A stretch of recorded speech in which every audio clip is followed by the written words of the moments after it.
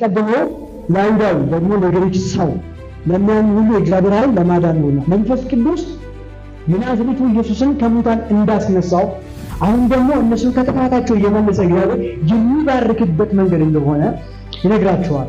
በመጽሐፍ ቅዱስ ውስጥ የተነገረው ለእስራኤል የተሰጠውን ተስፋ ነው እየተናገረ ያለው። ነገር ግን ተስፋው ፍጹም የሚሆነው ተስፋው የሚጠቃልለው በክርስቶስ ኢየሱስ ነው። የእግዚአብሔር ፕሮግራም ለሰዎች ሁሉ ስለሆነ ማለት ነው። ወይም ደግሞ አስቀድሞ ለአይሁዳዊ ወንጌል ሊሰበክበት ያስፈለገበት ምክንያት ለምንድን ነው? ተስፋው ከአብርሃም ስለሆነ ያለ ልዩነት በመገረዝ ያልሆነ በሕግ ያልሆነ በአባቶች ያልሆነ። አሁን ግን እናንተ በፊት ርቃችሁ የነበራችሁ በክርስቶስ ኢየሱስ ናችሁ፣ በክርስቶስ ደም ቀርባችኋል። ኢየሱስ ጌታ በወንጌል አላፍርም ይላል ጳውሎስ ነው እያለ ያለው። አስቀድሞ ለአይሁዳዊ ደግሞ ለግሪክ ሰው ለሚያምኑ ሁሉ የእግዚአብሔር ኃይል ለማዳን ነውና። አንዳንድ ሰው እንደዚህ ይላል፣ እግዚአብሔር ያዳላል ወይም ደግሞ እግዚአብሔር አዳልቷል። ሌላውን ማህበረሰብ ትቶ የአብርሃምን ዘር ብቻ የእስራኤልን ዘር ብቻ ለምን መረጠ? መጽሐፍ ቅዱስም ደግሞ አስቀድሞ ለአይሁድ ነው የሚለው። ለአሕዛብ ለምን አልተሰበከም? ለሌላው ማህበረሰብ ይሄ ወንጌል ለምን አልተላለፈም? መጽሐፍ ቅዱስ ራሱን የቻለ ፕሮግራም ይዞ ነው እየቀጠለ ያለው።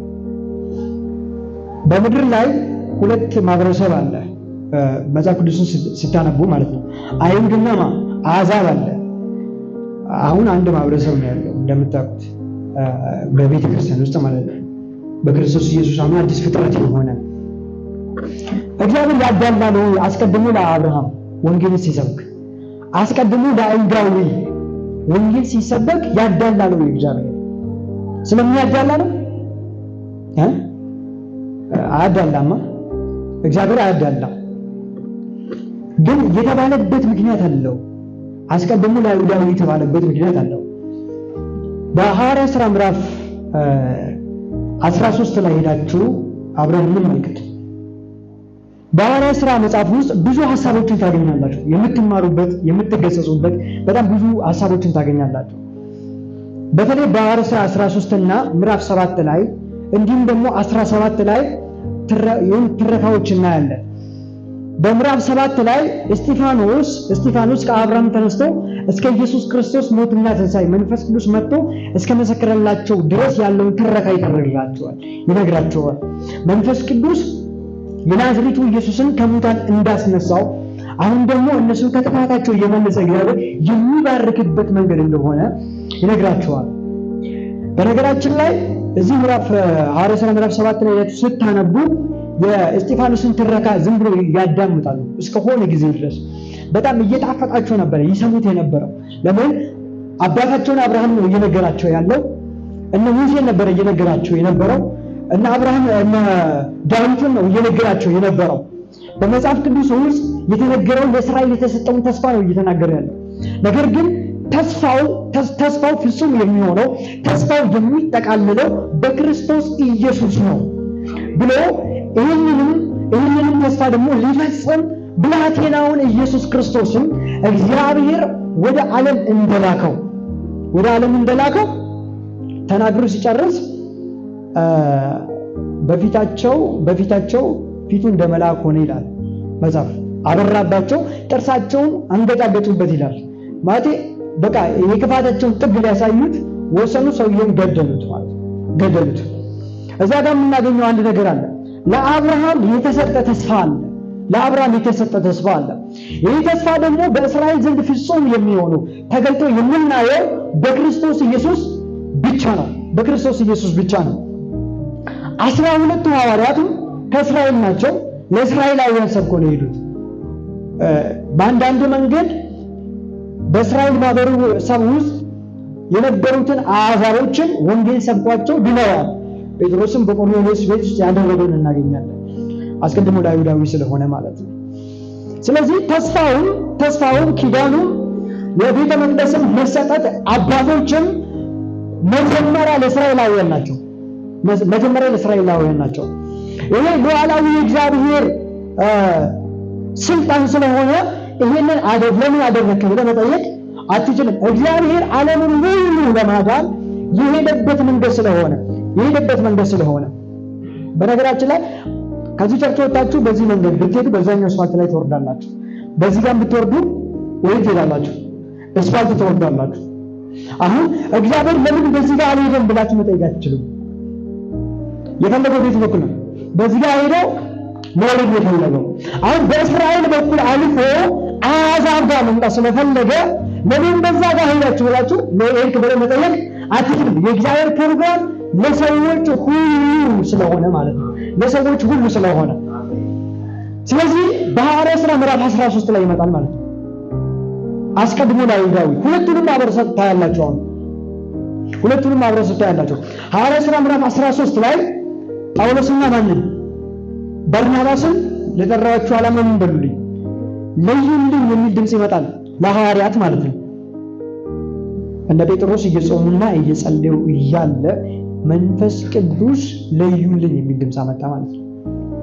ሐዋርያት ሥራ ምዕራፍ 13 ላይ ጳውሎስ የተባለ ሳውል የተባለ ጳውሎስ ነበር እየተባለ ነበር በዛ ምዕራፍ ላይ ይሄ ሰውዬ ወደ ሆነ ምኩራብ ሲሄድና የምኩራቡ አለቆች ጠቅሰውት የእግዚአብሔርን ቃል እንዲያስተምራቸው ሲጠይቁት እናገኛለን። ከመካከላቸው ሐዋርያ ጳውሎስ ይቆምና በእጁ እየጠቀሰ ከየት ይጀምራል መሰላችሁ? ከምድረ በዳው ጉዞ ይጀምራል። አሁን ተስፋ ነው። አስቀድሞ ለአይሁዳዊ ስለሆነ እየተነገረ ያለው ቃል ለአይሁድ ስለሆነ ማለት ነው። ለምን አስቀድሞ ለአይሁዳዊ እንደሆነ በነጥብ አሳያቸዋል። ሐሳቤን እየገፋው ልምጣ። እየጠቀሰ ያሳያቸዋል። 40 ዓመት እስራኤላውያን በምድረ በዳ እስከ መሳፍንት ዘመን ድረስ ማለት ነው። 450 ዓመት በመሳፍንት ዘመን 40 ዓመት ደግሞ በሳኦል ዘመን ተሰጠው። ንጉሥ ዳዊትን ደግሞ በእነሱ ላይ እንዳነገሰና ከዚህም ዘር መድኃኒት የሆነውን ኢየሱስ ክርስቶስን ለእነሱ እንዳመጣ ይነግራቸዋል። ለምን ቅዱሳን መጽሐፍት ኢየሱስ ክርስቶስ እንደሚመጣና የእስራኤልን ተስፋ ወይም ደግሞ የአብርሃምን ተስፋ ፍጹም እንደሚያደርግላቸው ይናገራል። ጴጥሮስም አይታችሁ ከሆነ በመልእክቶቹ ውስጥም በሐዋርያት ሥራ ምዕራፍ 2 መንፈስ ቅዱስ ወርዶበት መንፈስ ቅዱስን ተሞልቶ ይናገር የነበረው ነገር በመጽሐፍት የተጠቀሰውን ይተረጉምላቸው ነበረ። ለምን ራሱ ኢየሱስ ክርስቶስ እየተወገኑ ስላላቸው ስላስተማራቸውና ስላሳያቸው ማለት ነው። ኢየሱስ ጌታ ያድናል። ኢየሱስ መጽሐፍትን እየተረጎመ ያሳያቸው ነበር። አሁን በሁለተኛው መዝሙር ላይ አንተ ልጅ ነህ እኔ ዛሬ ምን አልኩ ወለድኩ ይላል ዳዊት። ደግሞ ቅዱሱን መመስገን ምን ያክለው ታይዘን ምን ያክለው አትፈሩም የሚለው መጽሐፍ ምን ያደርግላቸዋል? ይተረጉምላቸዋል። ይህንን ቴክስት በሐዋርያት ሥራ ምዕራፍ 2 በሐዋርያት ሥራ ምዕራፍ 13 ታገኙታላችሁ። ጴጥሮስም ጳውሎስም ይጠቀማል ለእስራኤላውያን ስለሆነ ማለት ነው። ለምን እነዚህ ሰዎች ደንብነው አለባቸው ማለት ነው። ሐዋርያት ያደረጉት ታምር እንኳን ኢየሱስን እንዲቀበሉ ለማድረግ ኢየሱስ ያደረገው ታምር ብቻ ኢየሱስን እንዲቀበሉ ያደርጋቸው ነበር እስራኤላውያን።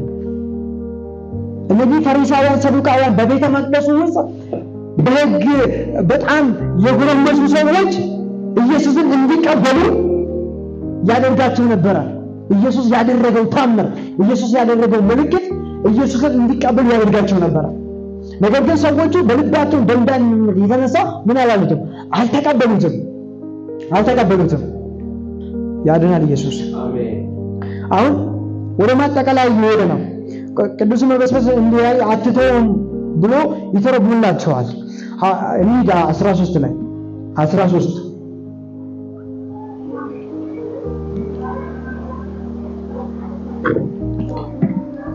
እዚህ 13 ላይ አብርሃምንም ዳዊትንም ይጠቅሳል። ለምን ለዳዊት የተሰጠው ትልቅ ተስፋ ስላለ፣ ለአብርሃምም የተሰጠው ምን ስላለ? ትልቅ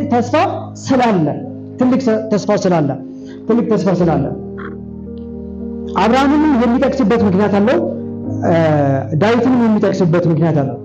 ሐዋርያት ሥራ 13:26 ላይ እናንተ ወንድሞቻችን የአብርሃም ዘር ልጆች ከእናንተ መካከል እግዚአብሔር የምትፈሩ ሆይ ለእናንተ የዚህ የመዳን ቃል ምን አደረገ? ተላከ። እናንተ የአብርሃም ልጆች እግዚአብሔርን የምትፈሩ ይሄ የመዳን ቃል ለእናንተ ምን አደረገ? ተላከላችሁ። ዝቅ እያላችሁ ስታነቡ እኩሌታዎችም ተቀበሉ ይላል። እኩሌታዎችም ደግሞ ምን አደረጉ? አልተቀበሉም። በሚቀጥለው ሰንበት እንዲነግራቸው ለምኑ። እርግጠኛ ነን ምናልባት መጽሐፍትን ሊመረምሩ ፈልጎ ሊሆን ይችላል። እርግጠኛ ነን በሁለተኛው ሳምንት ደግሞ መጥቶ በዚህ የትንቢትን ቃል ገልጦ ሲያሳያቸው ጭራሽም በቅናት ተሞልቶ ሰውየው ሊወግሩ ሲነሱ እናገኛለን። ኢየሱስ ጌታ ነው። 13:38 አንብብኝ ዘለ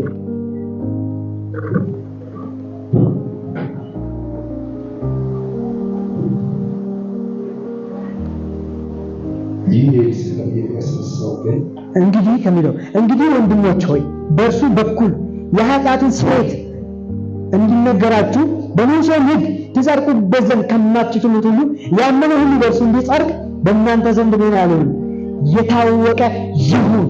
ምን ያለ ሁሉ? ያመነ ሁሉ በእርሱ እንዲጸድቅ በእናንተ ዘንድ የታወቀ ይሁን ይላቸዋል። ኢየሱስ ጌታ ነው።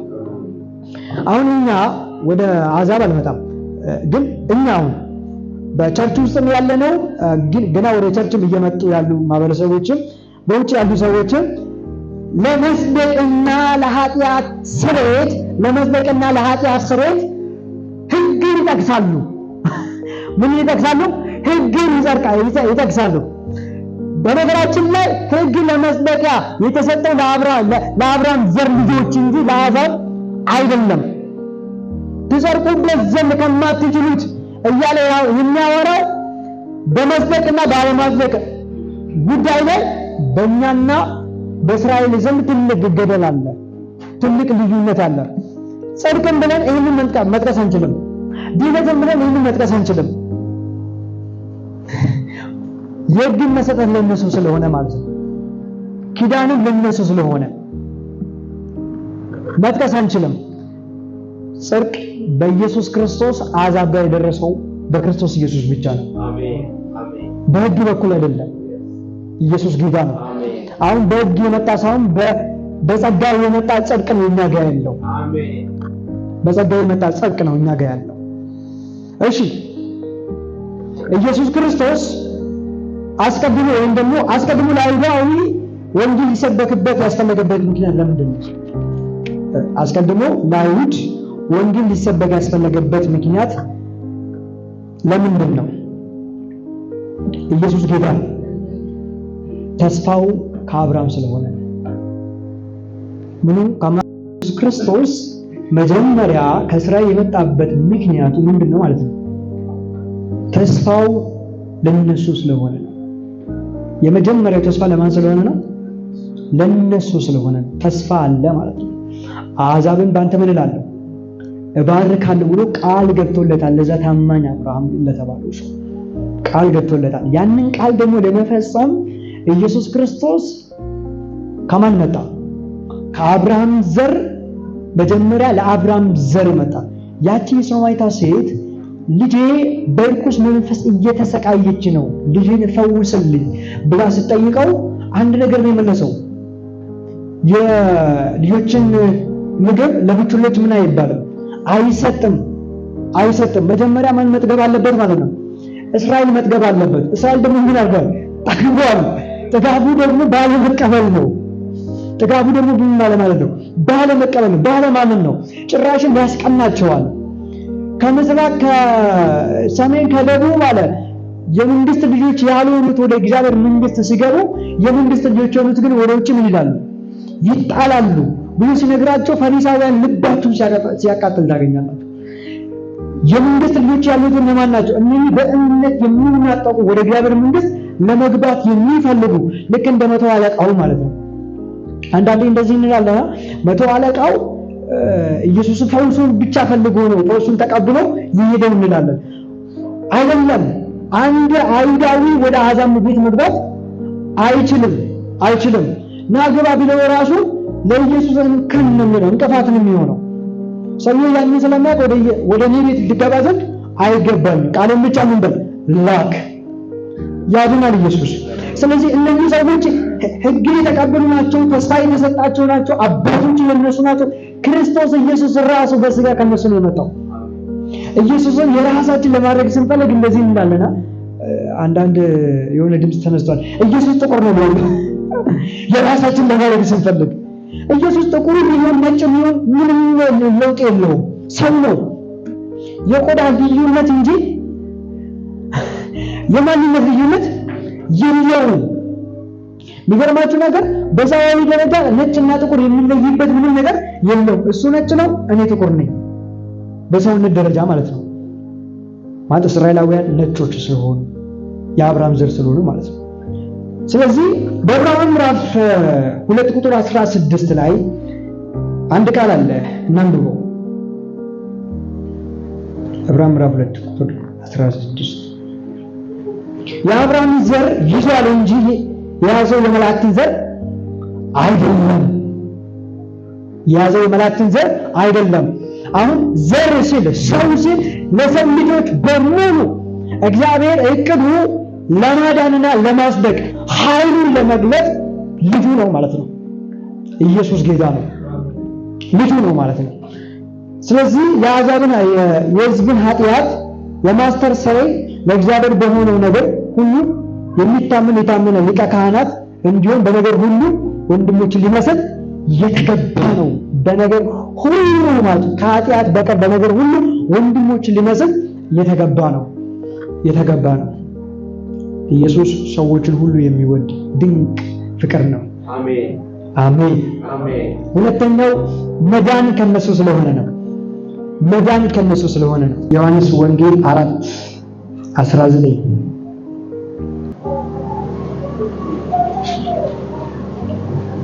ሴቲቱ ጌታ ሆይ አንተ ነቢይ እንደሆንክ አያለው።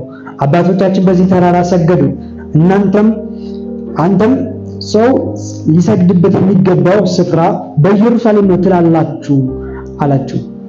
ሰማርያውያንና እስራኤላውያን ማለት ነው። እና እናንተስ ለማታውቁት ትሰግዳላችሁ፣ እኛ ግን መዳን ከአይሁድ ነውና ለምናውቀው ምን እንላለን? እንሰግዳለን። መዳን ከማን ነው?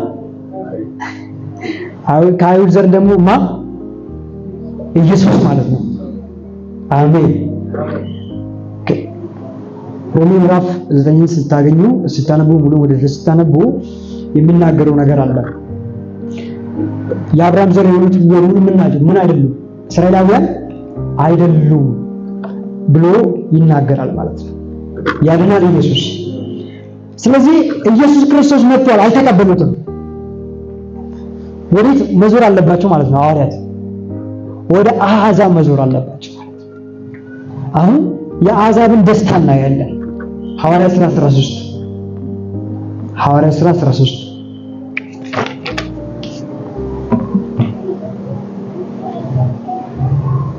13:47 ወደ ኋላ እንመልሳቸው። ኢየሱስ ክርስቶስ ማቴዎስ 16 ላይ ወደ ኢየሩሳሌም እየተጠጋ ነበረና ግራ ገባቸው። ዮሐንስም ላከ። መጡ ብቻ ከብዙ አቅጣጫ መጡ። ሄሮድስም ግራ ገባው፣ ፈሪሳውያንም ግራ ገባቸው። ስለዚህ አንተ የእግዚአብሔር ልጅ ከሆንክ ከሰማይ ምን አሳየን? ምልክት አሳየንና እንመንበት አሉት። እስራኤል ኢየሱስን ያልተቀበለችበት ምክንያት አለ። አይሁዳውያን ምን ይሻሉ? ምልክትን ይሻሉ። የግሪክ ሰዎችስ ጥበብን ይለምናሉ። ስለዚህ እነዚህ ሰዎች ኢየሱስን ምልክት ሲለምኑ ታገኛላችሁ። ከየት? ከሰማይ። ሰዎቹ ዲኮር የተደረጉት በምልክት ነው። አሸብርቆ ከግብፅ ምድር ራሱ ነፃ የወጡት በምልክት ነው። በኩርን ገለው ቅማልና አንበጣ ልቆ ነው ያወጣቸው። ባህርን ከፍሎ ለዛም በእነሱ በሙሴ እምነት ከፍሎ ከሙሴ ጋር እንዲተባበሩ ያደረገው። ሰዎቹ ዲኮር የተደረጉት በምልክት ነው። በቃ አይምሯቸው በሙሉ በምልክት ተሞልቷል። ድንቅ ነገር ማየት ይወዳሉ። አይቶ ከሆነ ልክ ምልክት ሳይው ይሄ የእግዚአብሔር ክንድ ነው አሉና ሊያነክሱት ወደዱ። እየሮጡ ሲመጡ ትቷቸው ሄዱ። አያችሁ፣ የእግዚአብሔር ኃይል ምን እንደሆነ እንድታውቁ ስለፈለኩ። አሁን እግዚአብሔር ለአይሁድም ለግሪካውያንም ኃይሉን ይዟል፣ ለእነዚህ ግን አይሰጣችሁም አላቸው። ከነቢዩ ከዮናስ ምልክት ውጭ ለእናንተ የሚሰጥ ምልክት የለም። ነቢዩ ዮናስ ምን ነበረ? በአሳ ነባሪ ውስጥ 3 ቀንና 3 ሌሊት አድሮ አሳ ነባሪ ታዞ ተፍቶት ወደ ነነዌ ከተማ እንደሄደው ማለት ነው። ኢየሱስ ጌታ ነው። ስለዚህ አሁን ሰዎችን ሁሉ የሚድኑበት ምልክት ማን ነው ማለት ነው? ኢየሱስ ክርስቶስ ነው ማለት ነው። ለአሕዛብም ለአይሁድም ለሚያምኑ ሁሉ የእግዚአብሔር ኃይል የተባለው ማን ነው? ኢየሱስ ክርስቶስ ነው። ዛሬ የእግዚአብሔር ኃይል በሕይወታችሁ ላይ የተገለጠ ነው። በኢየሱስ የተገለጠ ይሁን። ስለዚህ አሁን ሰው ኃይል አየው ስትሉ ምን ስታዩ ነው? ኃይል አየው ስትሉ ዮናስ ተማሪ ሲናገር ስለ ሲና ተራራና ስለ ጽዮን ተራራ በዕብራውያን ጠቅሶ ሲያወራ እኛ አለ አቧራ ሲጨስ ነው ደስ የሚለን። አመለክ ነዳሱ የምንለው ጨስ ብሎ አለ በቃ ኮርኒሱ እንዲህ ሲሸፈን አፍንጫችን በዱቄት እስኪሞላ ድረስ ኢየሱስ ጌታ ነው። ጨስ ነው አለ ምን ነው አሁን የሚጨሰው ዱቄው ሳይሆን አለ ህይወቱ ሲጨስ ነው። አሜን። የውስጥ ህይወት ሲጨስ ነው። ሲና ተራራ እንደምታውቁት ጭጋግ፣ ጨለማ፣ ድብልቅልቅ ያለ ህይወት። እዚህ ጋር ስንመጣ ግን ህይወት ነው። ምንም የለም፣ ጩኸት ብቻ ነው፣ ለቅሶ ብቻ ነው። ምንም የለም። የተገረፈ ሰውነትን መጣ። በዛ በተገረፈ ሰውነት ውስጥ መዳን አለ። እግዚአብሔር ማዳኑን ገለጠ። እግዚአብሔር ራሱ አሳየ። እስራኤል ኢየሱስን ያልተቀበለችበት ብዙ ምክንያት አለ። አንደኛው ምልክት ነው። ምልክት ስለሚፈልጉና ኢየሱስን ደግሞ ምልክት ስላልሰጣቸው ምልክቱ መስቀል ስለሆነ ብቻ ነው። ሌላው ምናልባት እንደ ንጉሥ ይጠብቁት ነበረ። ሌላ ጊዜ እናያለን እሱን። ኢየሱስ ጌታ ነው። ስለዚህ ሐዋርያት ሥራ 13 ቁጥር 47 አንብብልኝ። አሕዛብ ሰምተው ደስ አላቸው፣ እሺ የእግዚአብሔርን ቃል አከበሩ። ምን አረጉ? የእግዚአብሔርን ቃል ምን አረጉ? አከበሩ። ሃሌሉያ። ከዛ በፊት ማውራው ሐሳብ ስላለ ከፍ ብዬ ደግሞ እንግዲህ አለ ጳውሎስ ነው የሚለው። እንግዲህ አለ ሃሌሉያ። እንግዲህ አለ አይሁድ አልቀበል ብለዋል። እንግዲህ አለ ጌታ ያዘዘን ነገር አለ፣ የተናገረን ነገር አለ። ጌታ እስከ ምድር ዳርቻ ድረስ ለማዳን ትሆን ዘንድ ለአሕዛብ ብርሃን አድርጌሃለሁ ብሎ አዞናልና። ኢየሱስ ጌታ ነው። ሐዋርያት ሥራ 9 ታስታውሳላችሁ። ኢየሱስ እንደተገለጠለት ለአሕዛብም ለአይሁድም ብርሃን አድርጌ እሾምሃለሁ ብሎ ተላዋል ጳውሎስ። ለዛም እስከ ምድር ዳርቻ ድረስ አሁን የመጣው ቃል አሁን የተሰጠን ቃል ለአሕዛብ የሆነ ለሰዎች ሁሉ የሚሆን ብርሃን ነው። እኔ ውስጥ በልሲ የመዳን ቃል ብርሃን አለ በልሲ። ሃሌሉያ። ታዛቸዋል። ከጎን ያለው እስከ ምድር ዳርቻ በለው በኢየሱስ እስከ ምድር ዳርቻ በለው። ለማዳን ከሆነ ዘንድ እግዚአብሔር ይልካል። አሜን። እስኪ አሜን በሉስ። ይሄ ራብ ያለባቸው አሜን በሉስ። እስከ ምድር ዳርቻ እንደሚኖሩ አሜን በሉስ። በኢየሱስ ትሄዳለህ። እዚህ ጥሩን ድረስ ከምድር ዳር ደስ ሊል ይችላል። በጌታ በኢየሱስ ትጥራለህ። የሚገድም ነገር የለም። ቋንቋ አይገድምም። እግዚአብሔር በቋንቋው ነው ይቀጥላል። ኢየሱስ ጌታ ነው። እስከ ምድር ዳርቻ ድረስ ለማዳን ይላል። ለምን? ለማዳን። ከዛስ ብርሃን አድርጌ። ሃሌሉያ። አንተ ጋር መዳንና ብርሃን ካለ ምን አስቀምጥ? ወደሚሰማ ሰው ሄደ መናገር። ጨለማ ውስጥ ስላለ ሄደ ማብራት። በሞት ጥላ ውስጥ ስላለ ሄደ ይሄን ቃል መመስከር። በኢየሱስ ስም ይሆንላችሁ። ሃሌሉያ። እንደዛ ነው የሚለው። አሁን እኛ ጋር እንመጣለን፣ እናንተ ጋር እመጣለሁ። እናንተ ጋር እመጣለሁ። አሕዛብም ሰምተው ደስ አላቸው። ምን አላቸው? አሁን ቃሉ ሲሰማ ቃሉ በአንተ ውስጥ የሚፈጥረውን ላሳየ ደስ አላቸው። የእግዚአብሔርን ቃል አከበሩ። ለዘላለም ሕይወት የተዘጋጁ ሁሉ ምን አደረጉ? አመኑ ይላል። አመኑ ይላል። ባመኑትም ዘንድ ባላመኑትም ዘንድ ቃሉ የሚሰራው መቼ ነው መሰላችሁ? መቼ ነው የሚሰራው መሰላችሁ? በቃሉ ደስ መሰኘት ሲጀምሩ። ቃሉ ሲሰበክ ልብ ደስ የማይሰኝ ከሆነ ሌላ ነገር ምን የሚያስደስት ማለት ነው? ልብና ላይ ነው ማድረግ ያለብህ ቃሉ ላይ። ሐዋርያው ጳውሎስ ሮሜ ምዕራፍ 14 ላይ ሲናገር እንደዚህ አለ። የእግዚአብሔር መንግስት 14:17 ላይ የእግዚአብሔር መንግስት በመንፈስ ቅዱስ ነች፣ ደስታ ነች እንጂ መብልና መጠጥ አይደለችም ማለት። ስለዚህ ሰዎች ልብ ውስጥ ደስታን የሚፈጥረው ምንድን ነው? ቃሉ ነው። አሜን። ቃሉ ነው የሚፈጥረው ማለት። ሰዎች ቃሉን ሰምተው አለ ደስ ተሰኙ ይላል። ምን አሉ? ደስ ተሰኙ። ተቀምጣችሁ ደስ ልትሰኙ ትችላላችሁ፣ ሰርታችሁ ደስ ልትሰኙ ትችላላችሁ።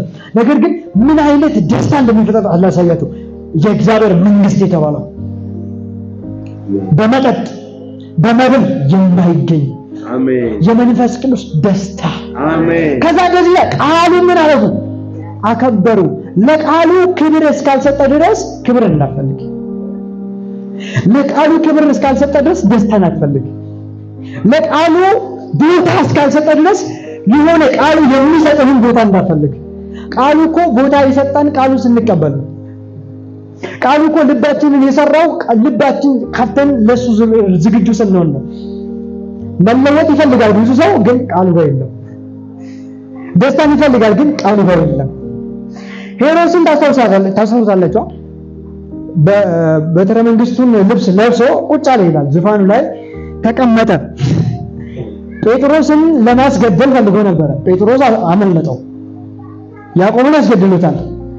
በነጋታው ተቀመጠና አይሁድን ደስ ለማሰኘት ሞከረ።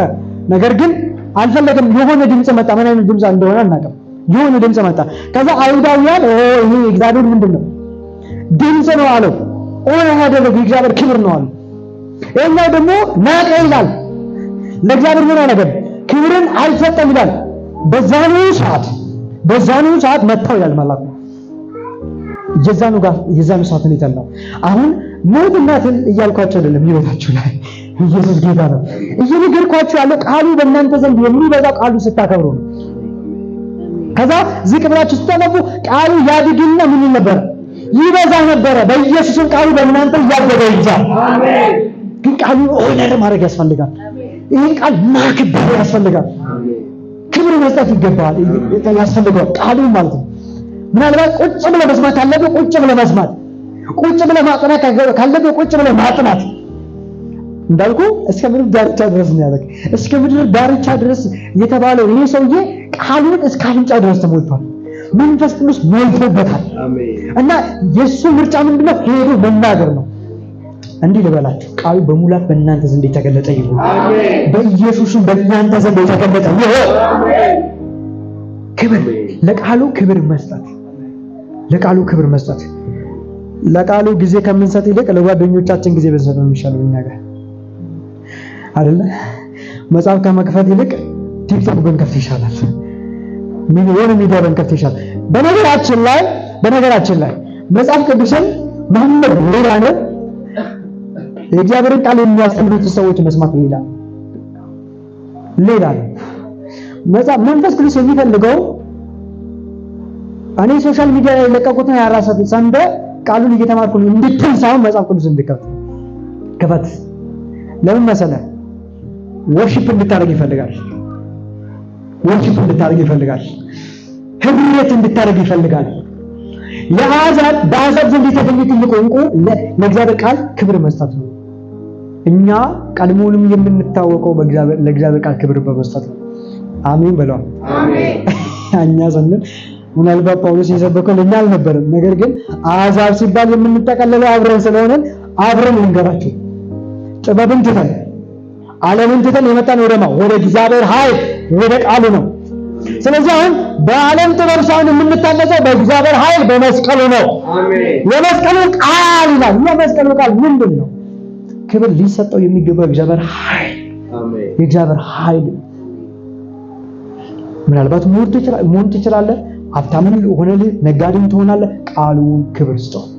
ቃሉን ክፈተው፣ አንብበው፣ ቃሉን አጥናው። ቃሉን ነቢያት ጋር ሄዳችሁ ስታነቡ እኮ ነቢያት እየተነበዩ የነበረው ህጉን ነበር እኮ ለእስራኤል ህጉን ያሳዩ ነበር እኮ። ዛሬም እኮ የምናስተምረው የምንናገረው ይሄንን ቃል ነው እኮ። ብሉይ ኪዳን ውስጥ የነበረውን ቃል የምንገልጠው እኮ። ምናልባት አሁን በአዲስ ኪዳን የተገለጠው ሚስጥር የተባለው የእግዚአብሔር ቃል ነው የምናሳየው እኮ።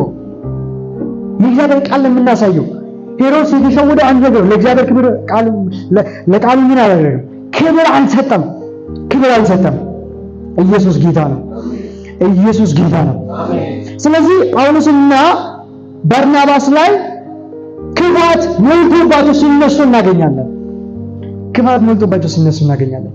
አንተ በሌላ መንገድ ቃሉን እየተሞላ ስትመጣ፣ አንቺ በሌላ መንገድ መንፈስ ቅዱስ እየተሞላሽ ስትመጪ ለውጥ ይመጣል።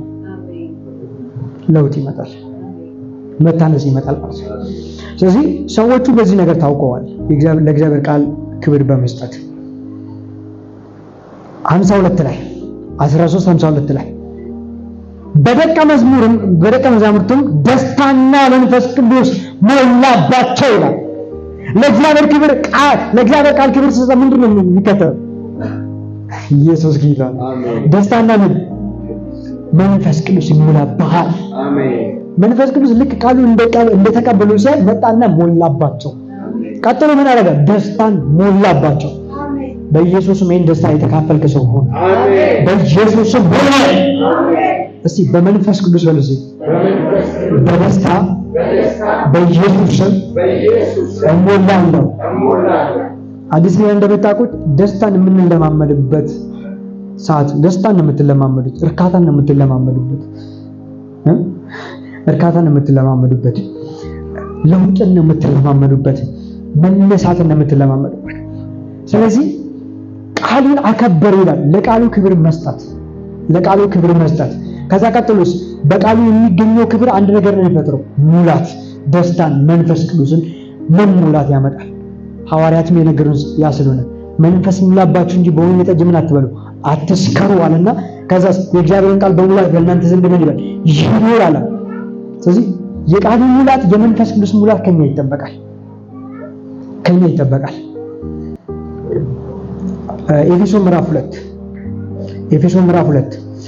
ኤፌሶን ምዕራፍ 2 አሁን አጠቃልላል። ሁለቱን ዘግቼ ከዛ እንጸልያለን።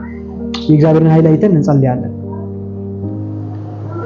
ኤፌሶን ምዕራፍ 2 ቁጥር 11 አሁን አይሁድ የለም አሕዛብ የለም የግሪክ ሰው ግን ያለፉትን ዘመናችን የህይወት ውስጣችን ይነግረናል አይደለ ጳውሎስ ኤፌሶን ምዕራፍ 2 ላይ ከ11 ጀምሮ። ስለዚህ እናንተ አስቀድሞ በስጋ አሕዛብ የነበራችሁ በስጋ በእጅ የተገረዙ በተባሉት ያልተገረዙ የተባላችሁ ምን በሉ አስቡ። ቀድሞ ያልተገረዙ ነበር፣ በስጋ አሕዛቦች ነበር። ከዛ በዚያን ዘመን ከእስራኤል መንግስት ርቃችሁ እንግዶች ናችሁ፣ በዚህ ዓለም ተስፋን አጣችሁ፣ ከእግዚአብሔር ተለይታችሁ ያለ ክርስቶስ ነበራችሁ ይላል። ያለ ክርስቶስ ነበራችሁ። አሁን ግን እናንተ በፊት ርቃችሁ የነበራችሁ በክርስቶስ ኢየሱስ ሆናችሁ በክርስቶስ ደም ይላችኋል። ኢየሱስ ጌታ ነው። ቀረብ ያለው ወደሲ ሃሌሉያ። አሁን ቀርበናል ማለት ወደ እግዚአብሔር መንግስት፣ ወደ እግዚአብሔር ፊት ቀርበናል። በክርስቶስ ኢየሱስ ደም ያለ ልዩነት፣ በመገረዝ ያልሆነ፣ በህግ ያልሆነ፣ በአባቶች ያልሆነ፣ ምናልባትም በምልክት ያልሆነ ማለት ነው። ምልክት ሳላይ አላምንም የሚል ሰውዬ ምልክት አይሰጠውም። ያለ ምልክት አላገለግልም የሚል ሰውዬም ካለ ምልክት አይሰጠውም። ቃሉን ትሰብካለህ፣ በቃሉ ስትሰብክ ደግሞ ምን ይገለጣል? ኢየሱስ ጌታ። ሐዋርያት ላይ በጣም የሚገርመው ነገር የጸጋው ቃል እየተናገሩ ይላል። ለጸጋው ቃል እየመሰከረ ድንቅና ምልክት ምን ይላቸው ነበር? ይሰጣቸው፣ ይከተላቸው ነበር። አንተ ዝም ብለህ ቃሉን እያጠና መንፈስ ቅዱስን እየተሞላ ስትመራ ድንቅና ታምራት ሳትል ራሱ መገለጥ ይጀምራል። ራሱ መፈወስ ይጀምራል። ራሱ መለወጥ ይጀምራል። ታምር መሆን ይጀምራል። ሃሌሉያ። አሁን ግን እናንተ በፊት ርቃችሁ የነበራችሁ በክርስቶስ ኢየሱስ ሆናችሁ በክርስቶስ ደም ቀርባችኋል። እርሱ ሰላማችን ነውና ሁለቱን ያዋሃደ በአዋጅ የተነገረችንን የትእዛዛት ሕግ ሽሮ በመካከል ያለው የጥልን ግድግዳ በሥጋው ያፈረሰ ይህም ከሁለታቸው አንድን አዲሱን ሰው በራሱ ይፈጥር ዘንድ ሰላምንም ያደርግ ዘንድ ነው ይላል። እስኪ አሜን በሉ። ሰላም ሆኗል በሉ። በእኔና በእግዚአብሔር መካከል በእኔና በሕዝብ መካከል ሰላም ሆኗል በሉ። በደሙ በሉ ሰላም ሆኗል በሉ። በክርስቶስ በሉ ሰላም ሆኗል በሉ። በእግዚአብሔር የቀረበ ሰላም ሆኗል በሉ። በመልካም ደረሱ ሰላም ነው ወርሱ ሰላም ነው ወርሱ በኢየሱስ ሰላም ነው ኦካ አንሳናቸው እነዚህ የታማናት አይነችን የሱስ ይቀበተ ለሃይማኖት የሱስ ይቀበተ ላዲያና ማሳካታራ ዲያላላቡስ እሺ ሮሜ ምዕራፍ 13 1:16 ላይ ናችሁ ስታነቡ ለሚያምኑ ሁሉ ነው የሚለው ለሚያምኑ ሁሉ ኃይል የሚሰራው ለማን ነው? ኃይል የሚሰራው ለማን ነው? ለአማኝ አይደለም። ለማን ዝም ብሎ ለሚኖር ሰው አይደለም። ለአማኝ ነው የሚሰራው። የእግዚአብሔር ኃይል የሚገለጠው ለአማኝ ነው። ፋይናንስ ላይ ኃይል ትፈልጋለህ አይደል? ኢየሱስ ጌታ ነው። አይሁድም ቢሆን አሕዛብም ቢሆን ከፈለግ ልዩ ፍጥረትም ካላመነ የለም ኃይል የለም። ኃይሉ የሚገለጠው በምንድን ነው? ኢየሱስ ጌታ ዛሬ